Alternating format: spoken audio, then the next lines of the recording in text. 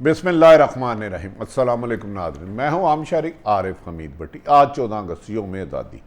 पाकिस्तान में बसने वाले और पाकिस्तान से बाहर तमाम खित्ते दुनिया में रहने वाले पाकिस्तानियों को बहुत बहुत जश्न आज़ादी मुबारक और खुदावंद करीम पाकिस्तान को पुरअमन और खुशहाल मुल्क बनाए।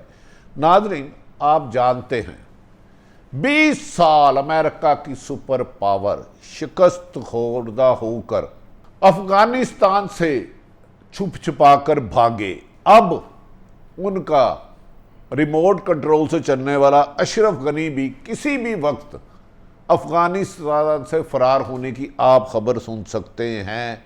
इस वक्त तक तालिबान ने 20 से ज़्यादा सूबों पर सूबाई दारुल हुकूमत पर कब्जे कर लिए और भारत और दिगर नाकाम हुए, जबकि तालिबान काबुल से 11 मीटर से भी कम कुछ ही किलोमीटर के फासले पर पहुंच चुके हैं और अशरफ गनी अपने महल में कांपता हुआ फरार हो सकता है।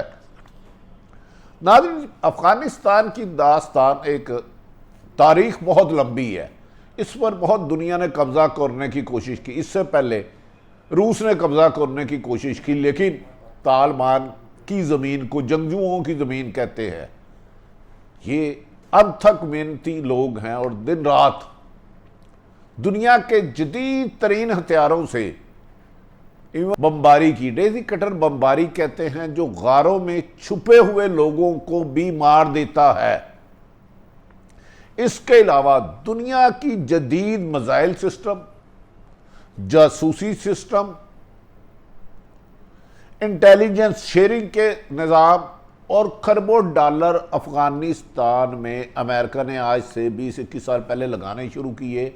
लेकिन बिलाहर ना सिर्फ खुद अमेरिका बल्कि नेटो, पूरी दुनिया की ताकतें मिलके अफगानिस्तान पर अपना मुकम्मल होल्ड एक दिन भी नहीं कर सकी। और इस दौरान तालिबान की 2 नस्लों ने जंगों में आंखें खोली,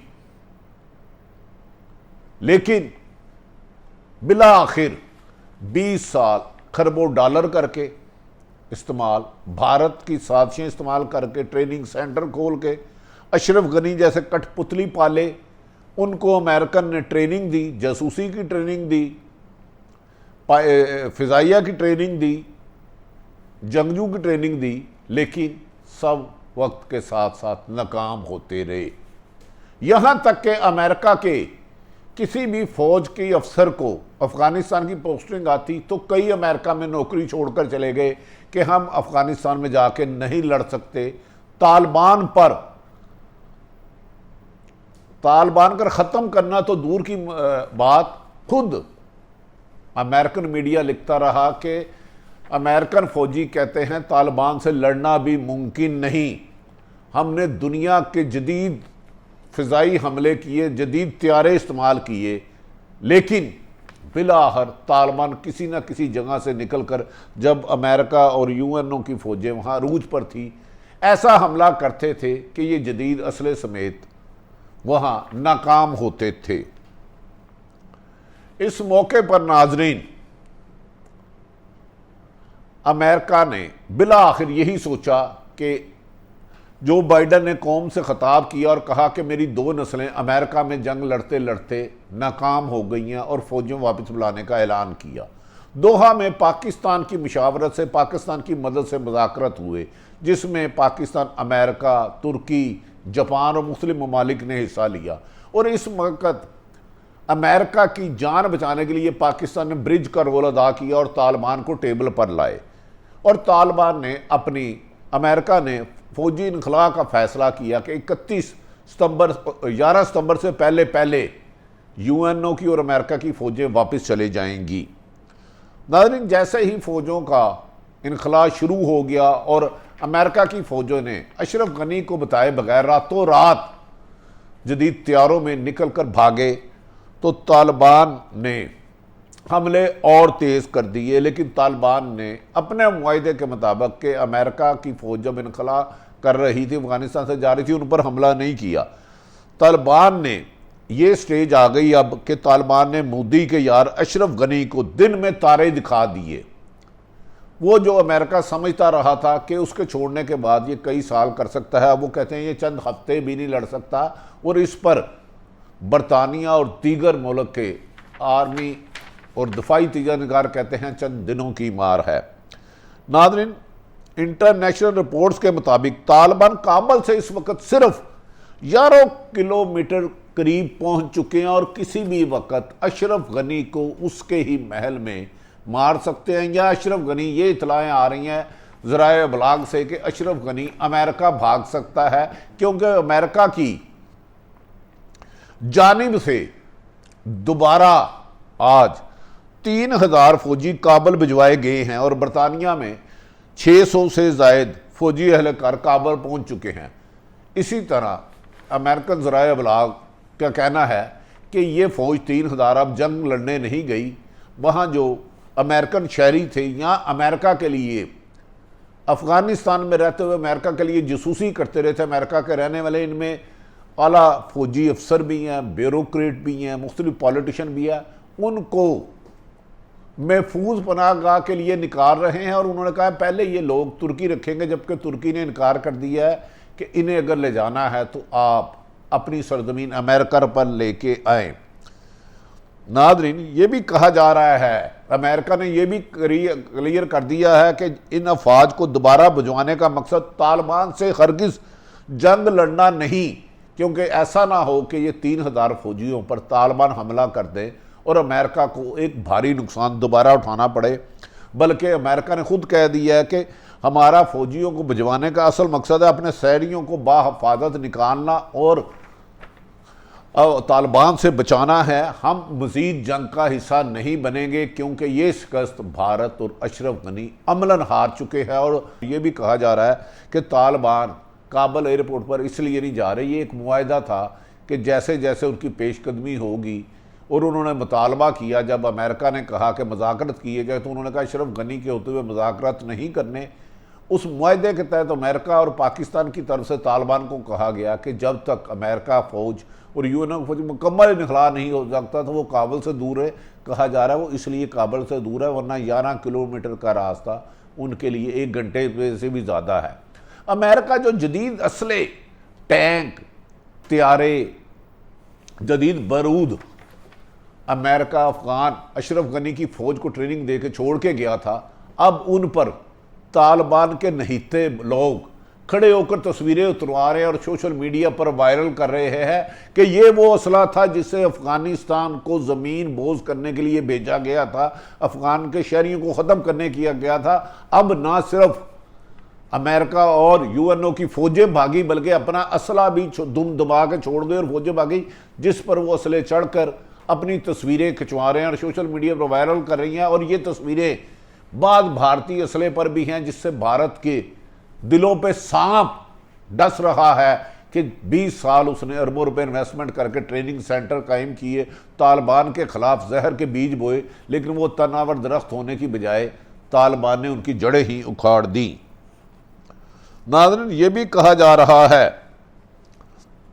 कि अब अमेरिका ने 2 रोज़ कबल अशरफ गनी को फौरी तौर पर कहा था कि आप हुकूमत छोड़ दें, हम आपकी मदद नहीं करेंगे, क्योंकि तालिबान की बढ़ती हुई पेशकदमी दुनिया के लिए काबिल हैरत हुई कि 20 साल में नहीं रहने वाले अशरफ गनी को जो ट्रेनिंग देते रहे वो बेसूद साबिल हुई। ना सिर्फ अब ये हुआ कि जैसे जैसे तालिबान की पेशकदमी हुई, अशरफ गनी की फ़ौज और जंगजू जो 20 मुख्तलिफ जंगजू उधर हैं, दोस्तम और दीगर लोग शाह, वो भी तालिबान के साथ मिलते जा रहे हैं, जिन्हें शेर अफ़गानिस्तान कहते थे, उन्होंने भी सरेंडर करके तालिबान का साथ देना शुरू कर दिया। और अशरफ गनी की फ़ौज अब जैसे जैसे तालिबान जिस शहर में कब्ज़ा करते हैं, फ़ौज मुकाबला करने की बजाय तालिबान के आगे सरेंडर करती है और तालिबान उनके साथ मिलकर वो अशरफ गनी की हुकूमत का खात्मा बनते हैं। और अब ये भी कहा जा रहा है कि अशरफ गनी खौफजदा है कि जिस इलाके में कि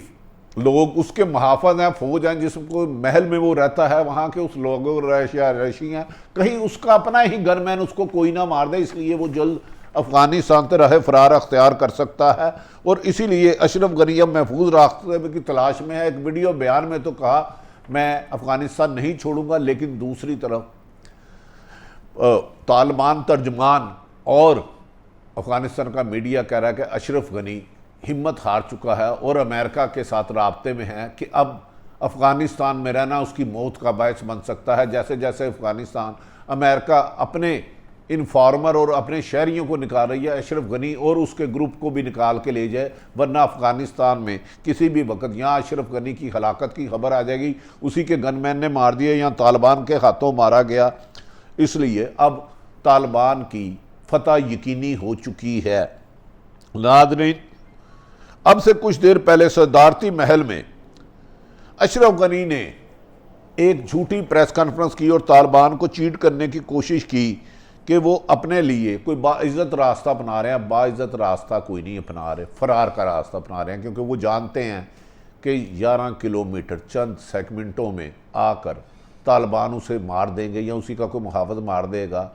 तो जो रशिया जिस पर नहीं कब्ज़ा कर सका, अमेरिका नहीं कर सका, दूसरी जानिब अफ़गान फ़ौज अब लड़ाई के मूड में नहीं लगती, क्योंकि वो जानते हैं जिस वो शहर में जाते हैं उनका मुकाबले के लिए अफ़गानिस्तान अशरफ गनी की कठपुतली फ़ौज उसका मुकाबला करने की बजाय तालिबान को खुश आमदेद कहती है और उनके आगे हथियार डालकर उन अपनी खिदमत तालिबान के हवाले कर रही है। और तालिबान अमलन इस वक्त पूरे अफ़गानिस्तान पे कब्ज़ कर चुके हैं, मासवाए काबल के। वो जैसे ही अमेरिका का आखिरी शहरी वहाँ से निकलेगा, तालिबान काबल पर भी अपना झंडा लहरा देंगे।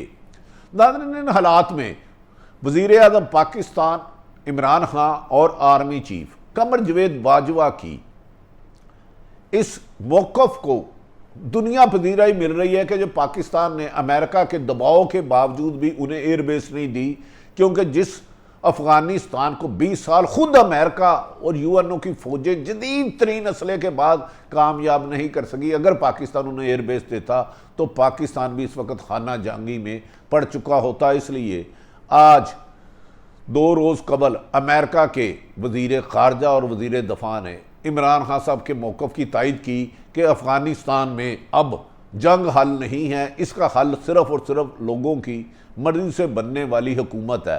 कहा जा रहा है कि अशरफ गनी के फ़रार के बाद अमेरिका अब्दुल्ला को कहेगा और एक मुश्तरका हुकूमत बनेगी जो जल्द इलेक्शन कराएगी और अवाम जिसको वोट देगी वो अफ़गानिस्तान की हुकूमत संभालेगा।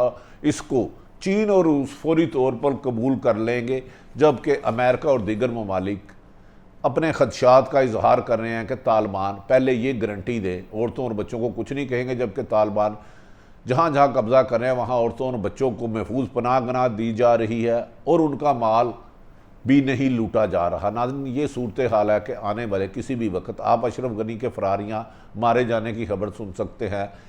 पाकिस्तान के मौक़िफ़ की अब दुनिया तायद करने लगी वज़ीर आज़म इमरान खान के कि अफ़गानिस्तान जंग से हल नहीं हो सकता, मुज़ाकरात से हल हो सकता है। और मुज़ाकरात तालिबान को टेबल पे लाने में पाकिस्तान की चीन और अमेरिका और रूस ने पाकिस्तानी फ़ौज का शुक्रिया अदा किया और खुसूसन आर्मी चीफ से मिलके उनकी खिदमत को सराहा और ताउन को सराहा। नाज़रीन, अब इस सारी सूरत हाल आपके सामने रखी। पाकिस्तान की सियासी सूरत हाल पर फिर बात करेंगे। पाकिस्तान का सियासत ये मुहर्रम के बाद मेरा ख्याल है इसका टेम्परेचर भी गर्म होने वाला है, लेकिन दुनिया की नज़रें इस वक्त अफ़गानिस्तान पे है, क्योंकि अफ़गानिस्तान में अगर अमन नहीं होता तो तीसरी आलमी जंग का किसी भी वक्त आगाज़ हो सकता है।